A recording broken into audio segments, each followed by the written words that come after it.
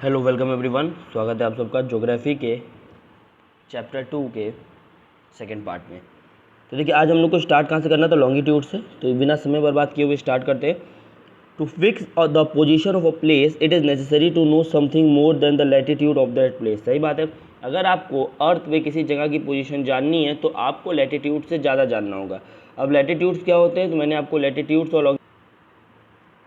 और लॉन्गिट्यूड्स के बारे में बताया है कि जो लैटिट्यूड्स होते हैं वो बेसिकली पैरेलल होते हैं इक्वेटर के, और अभी लॉन्गिट्यूड के बारे में तो बताऊंगा ही, वो परपेंडिकुलर होते हैं इक्वेटर के। ठीक, अगर आपको लैटिट्यूड खींचना है तो मान लीजिए ये आपका अर्थ है, और अर्थ पे अगर आप देखेंगे तो इस तरीके से ऐसे ऐसे ऐसे अगर लाइनिंग जा रही है तो इसको हम क्या बुलाते हैं? लैटिट्यूड बुलाते हैं। लैटिट्यूड को हम कैसे रिप्रेजेंट करते हैं? तो जैसे 0 डिग्री पे तो देखिए क्या है, आपका इक्वेटर है। तो मानिए ये आपका 0 डिग्री पे इक्वेटर है, ये 0 डिग्री है, ये इक्वेटर है।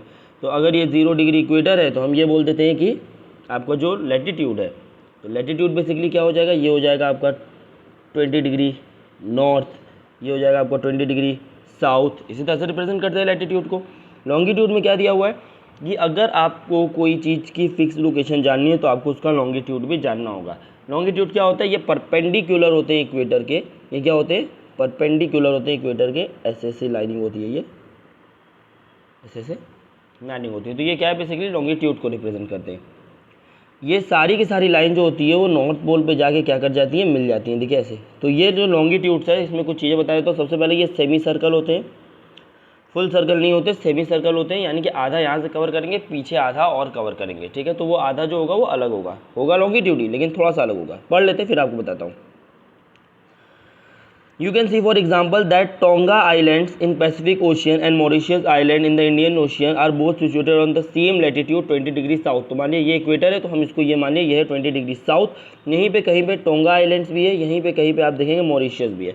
तो मैं अगर ये मान के चलूँ कि इस जगह पे मान लीजिए टोंगा आइलैंड्स है और इस जगह पे मान लीजिए मॉरिशियस आइलैंड है, तो इसके बाद ये बोला है now in order to locate them precisely we must find out how east and west these places are from a given line of reference running from the north pole and the south pole।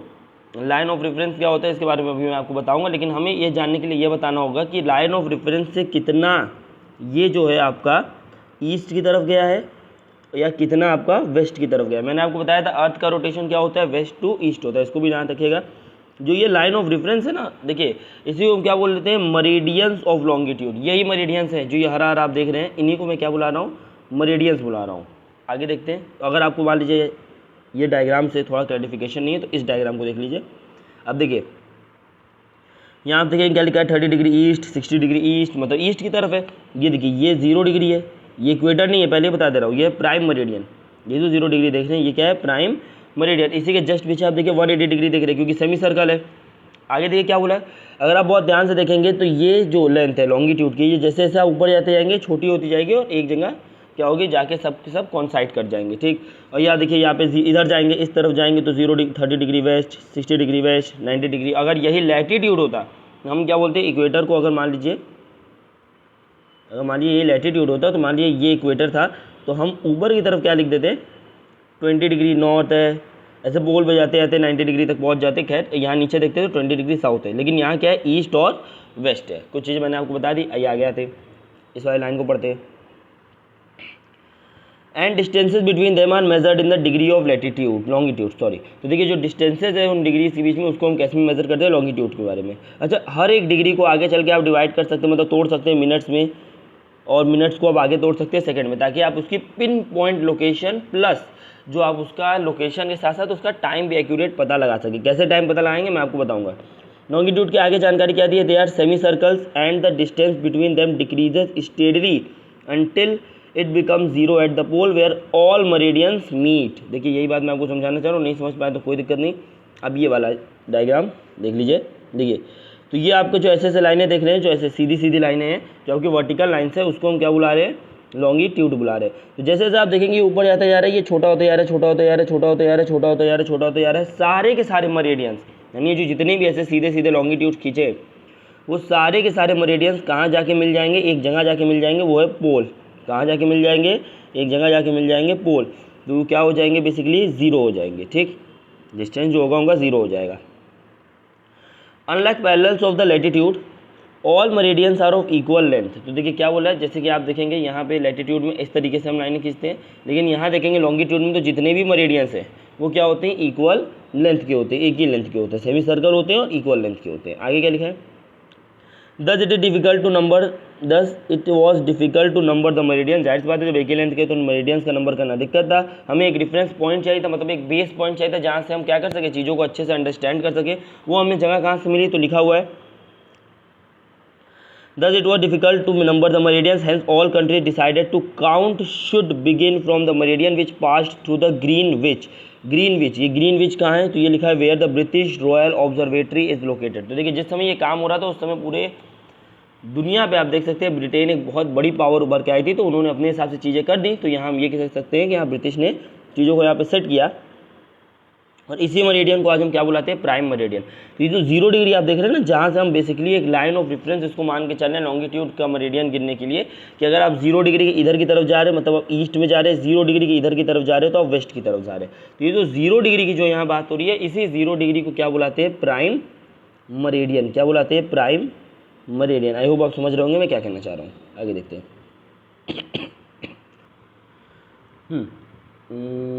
its value is 0 degree longitude and from it we count 180 degree eastward and 180 degree westward। यानी कि इधर से ये prime meridian है, इधर से 180 degree eastward जाइए, इधर से 180 डिग्री वेस्टवर्ड जाइए। जैसे देख रहे हैं ना, ये 30 60 ऐसे करते करते 80 90 180 तक हम लोग क्या करेंगे, पूरा जाएंगे। ठीक है, तो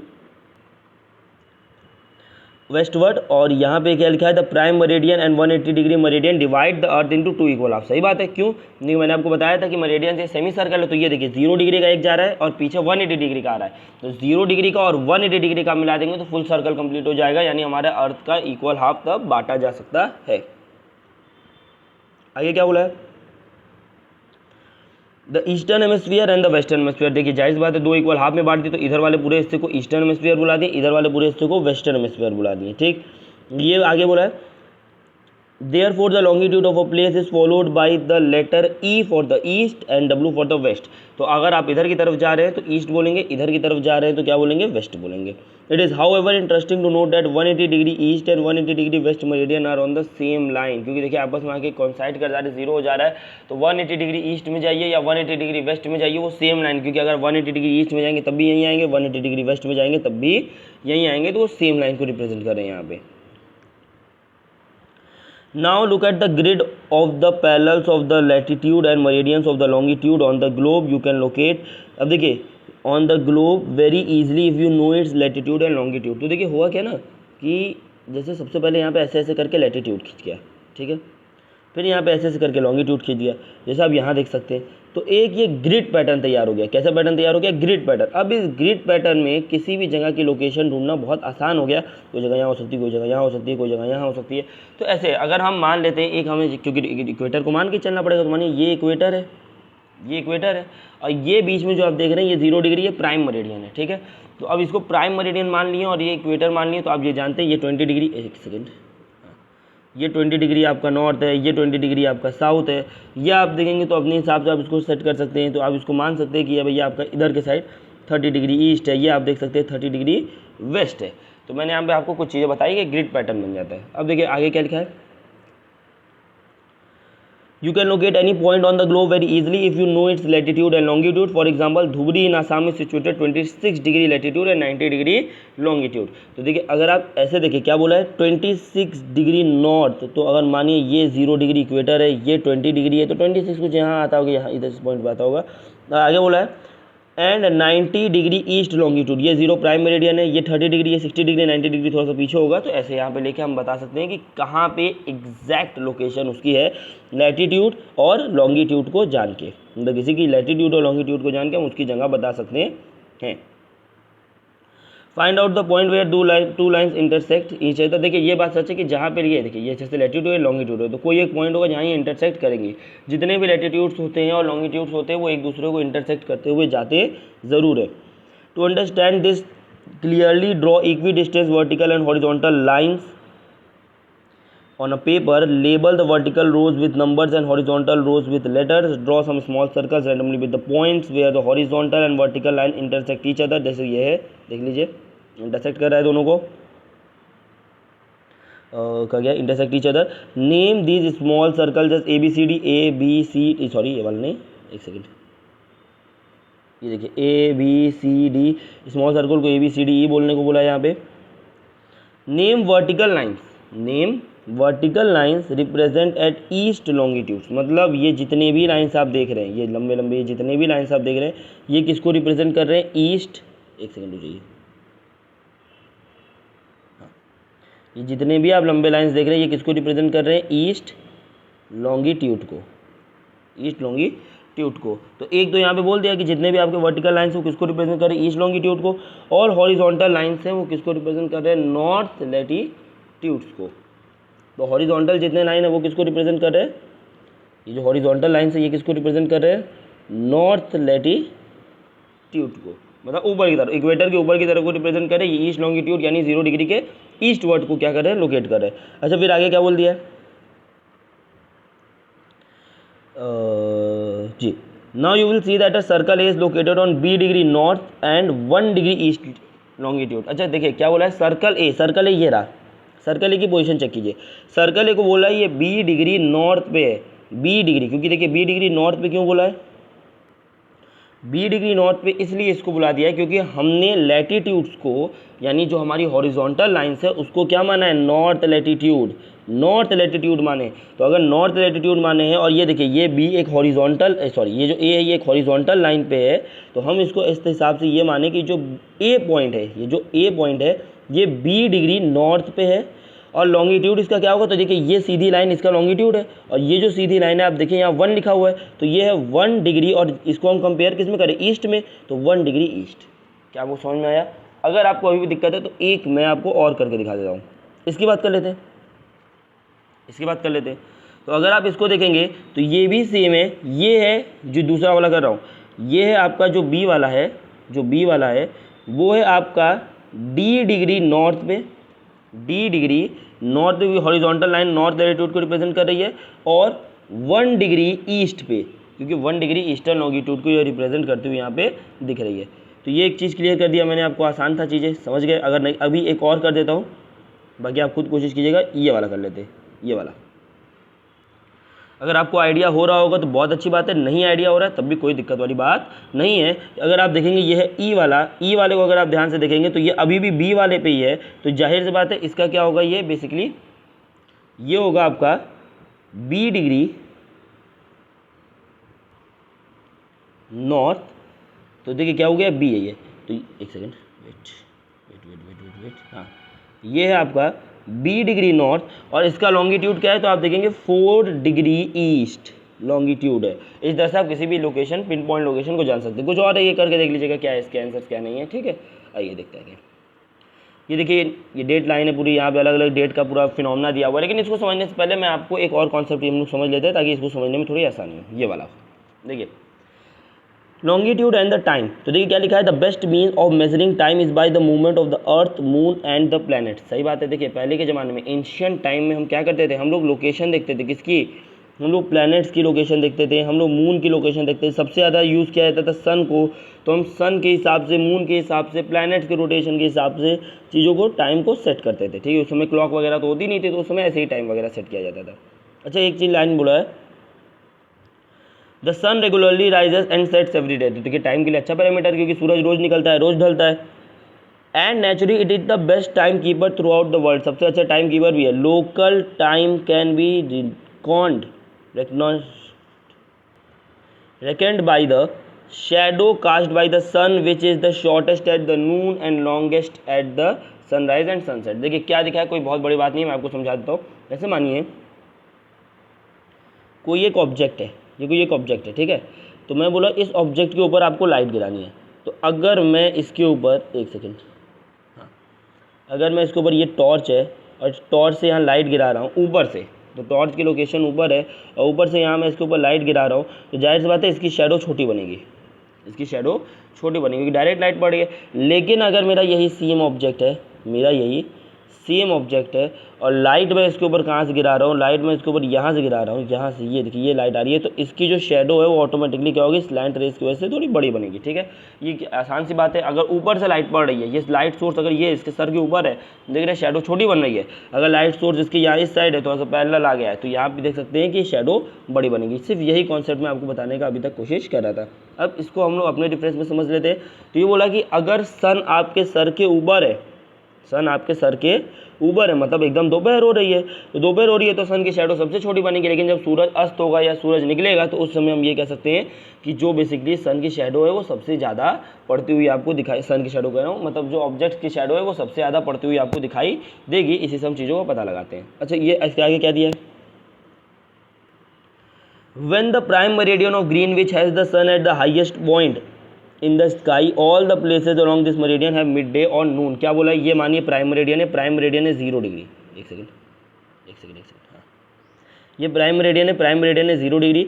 ये 0 डिग्री के ऊपर हम बोले यहाँ देखिए यहाँ सूरज चमक रहा है, यहाँ सूरज चमक रहा है, तो जब सूरज यहाँ चमक रहा होगा तो इसके लॉन्गिट्यूड पे जितने भी एरिया होंगे, लैटिट्यूड नहीं बना रहा हूँ, पहले बता दे रहा हूँ, इस लॉन्गिट्यूड पे जितने भी एरिया होंगे वो किसको रिप्रेजेंट कर रहे होंगे, आपका मिड डे को रिप्रेजेंट करोगे। मिड डे मतलब अगर सूरज इस प्राइम मेरिडियन के ऊपर चमक रहा है, 180 डिग्री के ऊपर नहीं, 0 डिग्री के ऊपर चमक रहा है, तो हम बोले कितना बज रहा है, 12 बज रहा है, क्योंकि नून का मतलब क्या होता है, 12 बजना। तो 12 बजेगा तो हमने पता लगा लिया कि दिन के 12 बज गए। As earth rotate from west to east, ये मैंने आपको बता दिया था, अर्थ के रोटेशन के बारे में हमने बात किया था। ये अर्थ है तो अर्थ कैसे रोटेट करता है, वेस्ट टू ईस्ट रोटेट करता है। ये वेस्ट है, ये ईस्ट है, तो अर्थ का रोटेशन वेस्ट टू ईस्ट की तरफ होता है। हाँ, earth rotate from west to east, those places east of the Greenwich will be ahead of Greenwich time and those will be west will be behind of it। अब देखिए इसका मतलब क्या है, थोड़ा सा इसको समझ लेते हैं। देखिए इसको समझने के लिए एक बार हम लोग थोड़ा सा इस डायग्राम को हटाते हैं और अब इसको एकदम क्लैरिफाई कर लेते हैं। ये आपकी पृथ्वी है, ये पृथ्वी पे ये आपका 0 डिग्री है, ये आपका 0 डिग्री है। यहाँ भी ये बोला है, यहाँ बज रहा है 12, यहाँ कितना बज रहा है, एक सेकेंड, 12 बज रहा है, तो एक सेकेंड, हाँ, यहाँ कितना बज रहा है, 12 बज रहा है। तो जब यहाँ प्राइम मेरिडियन पे 12 बज रहा होगा, मतलब पूरा सन इसके ऊपर होगा, तो यहाँ 12 बज रहा है, तो मतलब अगर मैं इसके ईस्ट में जाऊँगा, अगर मैं इसके ईस्ट में जाऊँगा तो ये 1 घंटा ज़्यादा हो जाएगा, मतलब 1 घंटा आगे होगा, 12 से 1 घंटा आगे जाएंगे मतलब 1 बज रहा होगा। और अगर मैं इसके वेस्ट में जाऊंगा तो 1 घंटा पीछे चले जाएंगे, वो होगा 11। ऐसा क्यों, क्योंकि अर्थ का रोटेशन है वेस्ट टू ईस्ट और प्राइम मेरिडियन हमेशा आगे इसी डायरेक्शन में बढ़ता रहेगा। और आप जानते हैं अर्थ, अरे जो सन है वो बेसिकली कहाँ से राइज होता है, वो भी ईस्ट से राइज होता है, इसीलिए जापान को हम क्या बोलते हैं, राइज ऑफ द सन, मतलब बोलते हैं ना कि जापान को country of the rising sun इसीलिए बोला जाता है, land of the rising sun इसीलिए बोला जाता है। तो ये जैसे कहा, बस एक बात अगर आपको नहीं समझ में आई तो आप एक रेफरेंस के लिए ये याद रखिएगा कि 0 डिग्री पे अगर आप ईस्ट की तरफ जा रहे हैं तो समय बढ़ जाएगा, मतलब यहाँ अगर 12 बज रहा है तो यहाँ कितना बज जाएगा 1। अगर वेस्ट की तरफ जा रहे हैं तो यहाँ अगर 12 बज रहा है तो यहाँ कितना बज जाएगा 11। मतलब ईस्ट की तरफ हम 1 घंटा आगे चलेंगे प्राइम मेरिडियन से और वेस्ट की तरफ हम 1 घंटा पीछे चलेंगे। अच्छा, इसको किसी हिसाब से कैलकुलेट करते होंगे, अपने हिसाब से तो बता नहीं रहे। बिल्कुल, आगे देखिए क्या लिखा है जी, as earth rotate from west to east, ये तो पढ़ लिए थे। Those places east of the Greenwich will be ahead of Greenwich time and those of west will be behind it. The rate of difference will be can be calculated as follows. The earth rotates 360 degree in 24 hours, which means 15 degree an hour, 1 degree in 4 minutes. Thus when it is 12 noon at Greenwich, the time at 15 degree of the Greenwich will be 15 into 4 is equal to 60 minutes, 1 hour ahead of Greenwich time, which is 1 p.m. But at the 15 degree west of the Greenwich, the time will be behind Greenwich time by 1 hour. It will be 11 a.m. Similarly, at 180 degree, it will be midnight, 12 noon at Greenwich. At any place, watch can be adjusted at 12 o'clock when the sun is at the highest point in the sky. When it is the midday, the time shown by such a watch will give the local time for that place. You can see that all the places on a given meridian of longitude have same local time। क्या बोला, बहुत बड़ी बात बोलती, बहुत लंबी चौड़ी बात बोलती, लेकिन मैं आपको एकदम सिंपल करके बताता हूँ। बोला क्या है सिंपल में, देखिए इसको हटा दें। अर्थ का रोटेशन है 360 डिग्री, तो 360 डिग्री जो है हमारा अर्थ रोटेट कर जाता है कितने घंटे में, 24 घंटे में। तो 24 घंटे से 360 को काटिए तो कितना बच जाएगा आपका 15 डिग्री। कितना बच जाएगा आपका 15 डिग्री बचेगा। मतलब कि अगर 24 घंटे में पृथ्वी 360 डिग्री घूमती है तो जाहिर सी बात है 1 डिग्री अरे हाँ 1 घंटे में वो 15 डिग्री लगभग घूमेगी। फिर से वो बता देता हूँ, क्या बोला मैंने, अगर पृथ्वी का एक चक्कर लगाने में समय लगता है 24 घंटे और 24 घंटे में जो पृथ्वी है, इस पूरा पृथ्वी एक चक्कर लगाती है अपना, वो है 360 डिग्री, तो 1 घंटे में वो कितना डिग्री मतलब घूम जाएगी, तो वो होगा 15 डिग्री। तो इस हिसाब से आप कैलकुलेट कर सकते हैं। इसी को आगे अगर ब्रेक डाउन कर देंगे तो हमें पता चलेगा कि इसी को आगे अगर हम बाइफरकेट कर देंगे तो हमें पता चलेगा कि जो ये 1 डिग्री है वो कितने मिनट में जाता है, 4 मिनट में। आगे बाइफरकेट करिए तोड़े तो हमें ये पता चल गया डिवाइड करके कि पृथ्वी 1 घंटे में कितना घूमती है, 15 डिग्री। 24 घंटे में पूरा घूम जाती है।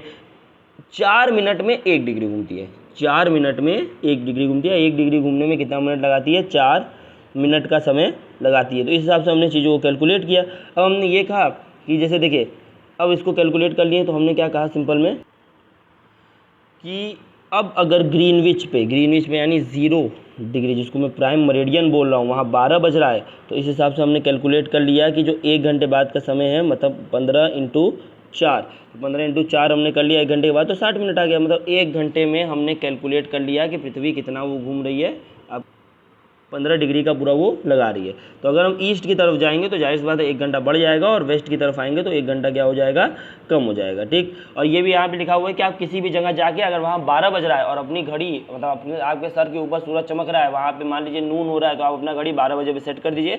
जैसे आप वहाँ 12 बजे पर सेट करेंगे, आप वहाँ के लोकल टाइम के हिसाब से अपनी घड़ी को सेट कर लेंगे। तो कितनी अच्छी बात बोली यहाँ पे।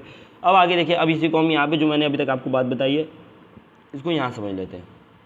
मान लीजिए अभी भी चीज़ें ठीक से नहीं क्लियर हो पाई आपसे, तो कोई बात नहीं है, यहाँ देखिए, यहाँ तुरंत समझ जाएंगे।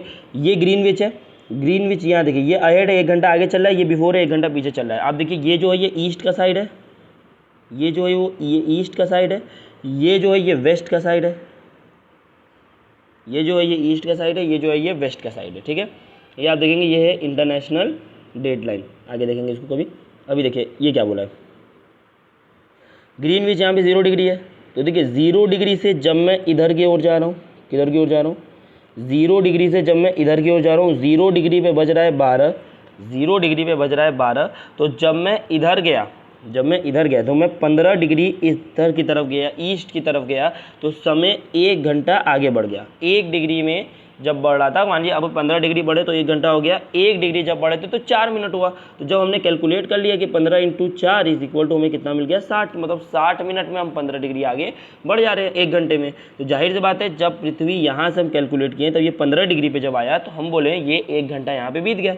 जब 30 डिग्री आया होगा तो मतलब 1 सेकंड हो जाएगा बस। हाँ, अब देखिए यहाँ 12 बज रहा है, यहाँ से यहाँ है, जब 15 डिग्री पे आए तो हम बोले 1 बज गया, जब 30 डिग्री पे आए हम बोले 2 बज गया। इसी तरह करते करते आगे बढ़े, इधर की तरफ गए तो रिवर्स ऑर्डर में चलने लगा। जब यहाँ 15 डिग्री आएंगे तो 1 सेकंड, यहीं पे सेम टाइम को 15 डिग्री में कैलकुलेट करेंगे तो हम बोलेंगे अगर यहाँ 1 बज रहा है, यहाँ 12 बज रहा था, ये नून है 12 का, दोपहर हो रही है, तो यहाँ हम बोलेंगे यहाँ कितना बज गया, 11 बज गया। एक और जाएंगे तो यहाँ क्या बजेगा, 10 बज जाएगा, रिवर्स ऑर्डर में। अब देखिए, अब चीज़ें आपको समझ में आ रही होंगी। अब देखिए यहाँ पे कुछ ये है +2 +3 +2 +2 +2, ये क्या दिया हुआ है, अब इसको समझ लेते हैं। देखिए ये दिया है कैलकुलेट करने के लिए कहीं का टाइम। क्या दिया है, कैलकुलेट करने के लिए कहीं का टाइम। किस बेसिस पे हम चेक कर लेंगे, इसी बेसिस पे जो मैंने अभी आपको पढ़ाया है, डिग्री का कैलकुलेशन। जैसे कि 0 डिग्री तो हमारा मेन है, 0 डिग्री पे 12 बज रहे हैं, तो 12 बजे के हिसाब से हमने क्या किया, चीज़ों को अच्छे से कैलकुलेट कर लिया। अब जब हमने चीज़ों को अच्छे से कैलकुलेट कर लिया तो हमें ये पता चला कि जितना ये टाइम आगे दिया होगा उतना ही समय आगे बढ़ा होगा। जैसे देखिए यहाँ दिया है +2, यहाँ क्या दिया है +2 दिया है। इसका मतलब क्या है कि समय यहाँ ग्रीनविच मेरिडियन से 2 घंटे आगे चल रहा है। मतलब अगर यहाँ 12 बज रहा है तो यहाँ कितना बज रहा होगा, 2 बज रहा होगा। यहाँ देखिए दिया है +3, यहाँ कितना बज रहा होगा, 3 बज रहा होगा। इंडिया पे क्या दिया है, अगर आप देखेंगे 5.5 घंटे दिए हैं, मतलब हम ग्रीनविच मेरिडियन से आगे हैं। इसका मतलब क्या है, सिंपल में समझ लेते हैं। ये ग्रीनविच कहाँ है, लंदन में। लंदन में अगर 12 बज रहा है, 1 सेकेंड, लंदन में अगर 12 बज रहा है तो हमारा समय उनसे 5.5 घंटे आगे है। इसका मतलब हमारे यहाँ इंडिया में कितना बज रहा होगा, या इंडिया में कितना बज रहा होगा, 5 बज रहे होंगे। अब देखिए अब चीज़ें क्लियर हो रही होंगी, ठीक। लेकिन अगर यही हम रिवर्स ऑर्डर में देख लेते, अगर हम पीछे चले जाते हैं साउथ अमेरिका ब्राज़ील, तो देखिए ये 4 घंटा पीछे है, तो लंदन में 12 बज रहा होगा तो 4 घंटा पीछे चले जाएंगे तो 8 बज रहा होगा यहाँ पे। यहाँ देखेंगे तो आगे आ जाएंगे, तो यहाँ पे आगे आ रहे हैं, एक जगह हम क्या कर रहे हैं पीछे जा रहे हैं, ठीक। तो 5.5 घंटा आगे आगे तो 5.5 बज रहा है। अच्छा, इसी को और क्लैरिफाई करने के लिए आप लोग कभी देखे होंगे अमेरिका वगैरह में आप देखते हैं जो बेसिकली स्मैकडाउन वगैरह पहले लोग WWE वगैरह देखते थे, तो उसका मेन टेलीकास्ट देखते थे रात को 2:30 बजे 4 बजे भोर में हमारे इंडिया में आता था। तो वहाँ अब सोचेंगे इतनी रात को मैच होता है, नहीं, वहाँ उनके हिसाब से रात हो रही है, लेकिन हमारे लिए यहाँ हिसाब से क्या हो रहा है, टाइम चेंज हो गया, क्योंकि देखिए अमेरिका यहाँ लोकेटेड है, हम यहाँ हैं। देखिए कितना बड़ा डिस्टेंस है, बीच में ग्रीनविच मेरिडियन है, बहुत सारी चीज़ें यहाँ पे चीज़ें समझने के लिए। तो अब देखिए मैंने आपको बहुत क्लियर करके बता दिया। और ये जो आप लाइन देख रहे हैं ये सब लॉन्गिट्यूड्स हैं, इसी में से एक लॉन्गिट्यूड उठा के हर एक कंट्री अपना क्या सेट कर देती है, IST सेट करती है, यानी कि इंटरनेशनल इंडियन स्टैंडर्ड टाइम। हमने अपना क्या किया, इंडियन स्टैंडर्ड टाइम सेट कर लिया है। एक ये देखिए जो ये लॉन्गिट्यूड पास हो रहे हैं ना, तो इसी लॉन्गिट्यूड में से किसी एक लॉन्गिट्यूड उठा के हमने पास किया। तो अब देखिए मैंने आपको बहुत ईजी कर दिया, हम लोग 5.5 घंटे आगे ग्रीनविच मेरिडियन से। अब देखिए, लेकिन ये अगर मैं बोलूँगा कि अब यहाँ पे थोड़ी सी एक ट्विस्ट आ गया है, एक टर्म है day light saving time, day light saving time. तो ये टाइम ये बोलता है ना कि अपने वॉच को 1 घंटा आगे एडजस्ट करने के लिए, लेकिन ये अभी आपको पढ़ने की जरूरत नहीं है, अगर आप इतना चीज़ें समझ ये काफ़ी।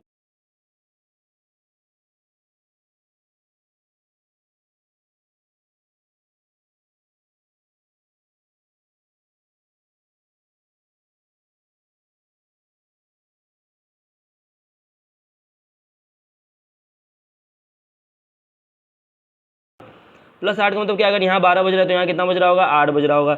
यहाँ देखेंगे प्लस 12 बज रहा है तो यहाँ कितना बज रहा होगा, 10 बज रहा होगा रात के।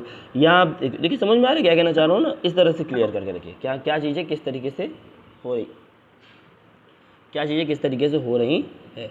याद है आगे बहुत अच्छे तरीके से मैंने आपको समझाने का प्रयास किया, आई होप आप समझ गए होंगे किस तरह से क्या मैं बताना चाह रहा था। आइए अब हम जानते हैं कि हमारे पास अपना स्टैंडर्ड टाइम क्यों है। तो देखिए होता क्या था ना कि पहले इंडिया में देखिए 3 स्टैंडर्ड जोन टाइम्स थे। ये देखिए 68 degree east, 182.5 degree east longitude, और ये क्या है आपका 97 डिग्री ईस्ट लॉन्गिट्यूड।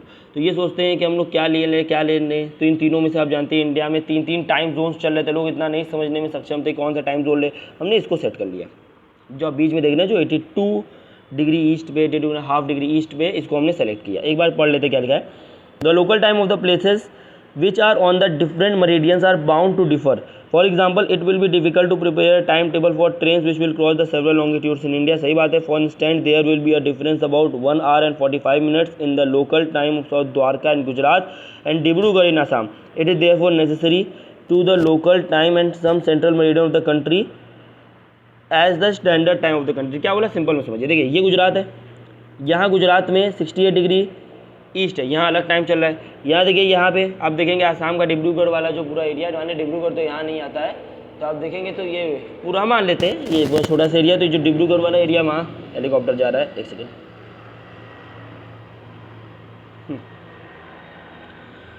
यहाँ पे आप देखेंगे तो ये 97 डिग्री पे है, तो देख रहे हैं यहाँ पे, यहाँ अलग टाइम जोन सेट करो, यहाँ अलग टाइम जोन सेट करो, और इतना लोग एजुकेटेड भी नहीं थे उस समय इंडिया के, तो ये चीज़ें नहीं जानते थे, तो हमने एक पर्टिकुलर टाइम जोन पूरे इंडिया के लिए ले लिया, ठीक। जो क्या था, हमने क्या किया, 82 डिग्री एंड हाफ डिग्री को हमने सेट किया। तो ये देखिए यहाँ लिखा हुआ है 82 degree and 30 degree east is treated as the standard meridian. हमारा हर एक कंट्री का अपना एक स्टैंडर्ड मरीडियन होता है, हमारा ये the local time on this meridian is taken as the standard time for the whole country, it is known as Indian standard time. Easy है, मेरे तरीके से बता दिया क्या होता है इंडियन स्टैंडर्ड टाइम। मतलब एक लॉन्गिट्यूड को उठा लीजिए, उसी के हिसाब से हम अपना टाइम सेट करेंगे, क्योंकि अगर हम यहाँ पे यहाँ से इस हिसाब से देखते तो अलग अलग टाइम आता है। हमने छोड़ो, एक IST बनाओ, IST पूरे इंडिया के लिए एक ही टाइम चलेगा, वो है IST के हिसाब से जो है आपका 82.5 डिग्री ईस्ट। अच्छा IST कहाँ से पास होता है, तो मैं ये भी बता देता हूँ कि IST जो है यानी इंडियन स्टैंडर्ड टाइम है, वो कौन कौन से स्टेट से इंडिया के पास हो रहा है।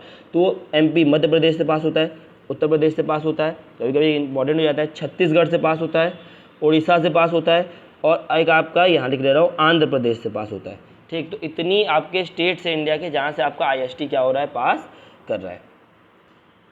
तो आई होप आप समझ गए होंगे, मैंने बहुत अच्छे तरीके से चैप्टर को समझाने की कोशिश की। अगर आप नहीं समझोगे, मैं जानता हूँ कि कुछ एरर्स से अभी मैंने तुरंत ये वीडियोज़ बनाना चालू नहीं मिल पा रही होगी, लेकिन हाँ जल्दी ही एक दो वीडियोस जैसे ही मैं ज्योग्राफी और ये सब के अपलोड कर दूंगा तो आपको एकदम कॉन्सेप्ट क्लियरिटी और ये जो बीच बीच में रुकना वाला हो जा रहा है, बीच में फंस रहा हो जो, वो चीज़ एकदम पूरे तरीके से ख़त्म हो जाएगी। ठीक, तो चलिए इसी के साथ मैंने आपको बहुत सारी चीज़ें बता दी। एक आपको छोटा सा काम दे देता हूँ, कमेंट सेक्शन में करिएगा बिल्कुल। तो कमेंट सेक्शन छोटा सा क्वेश्चन है आप सबके लिए, उसको प्लीज़ कोशिश कीजिएगा कि आपसे हो या ना हो, देख लीजिएगा, अगर आपसे हो रहा है तो ठीक है। मुझे ये बताइएगा, एक छोटा सा टर्म था चाय बागान टाइम जोन के बारे में, ये क्या है? इसको सर्च करिएगा, नेट पे मिल जाएगा। टाइम जोन है तो एक चाय बागान टाइम जोन था, इसके लिए भी बहुत बहस छिड़ी थी, इसके बारे में मुझे बताइएगा, ठीक है। चलिए तो चलिए देखिए, अगर आप मेरे चैनल को ज्वाइन करना चाहते हैं तो मैं आपको करंट इसकी पीडीएफ जो है वो तो भेजूंगा ही, साथ साथ जो करंट अफेयर के नोट्स है उसको भी भेज दूंगा। वैसे इसका पीडीएफ मुझे नहीं लगता भेजना जरूरी है, एनसीईआरटी की पीडीएफ क्या भेजूँ, आप डायरेक्ट साइट से भी डाउनलोड कर सकते हैं। बाकी चीज़ों के लिए आप देख सकते हैं यहाँ पे मेरे चैनल को ज्वाइन कीजिए, करंट अफेयर डेली के लिए Nagvanshi tutorials. Nagvanshi tutorial type करते हैं आपको एक मेरा चैनल मिलेगा नागवंशी ट्यूटोरियल ऑफिशियल करके, आप इसमें ज्वाइन कर सकते हैं। उसमें मैं आपको काफ़ी सारी चीज़ें दूंगा, काफ़ी सारी चीज़ें बताऊँगा भी। चलिए इसी के साथ अपने इस वीडियो को करते समाप्त, मिलते हैं आपसे नेक्स्ट चैप्टर की वीडियो में। तब तक के लिए चैनल को लाइक कीजिए, शेयर कीजिए, सब्सक्राइब कीजिए। थैंक यू, जय हिंद।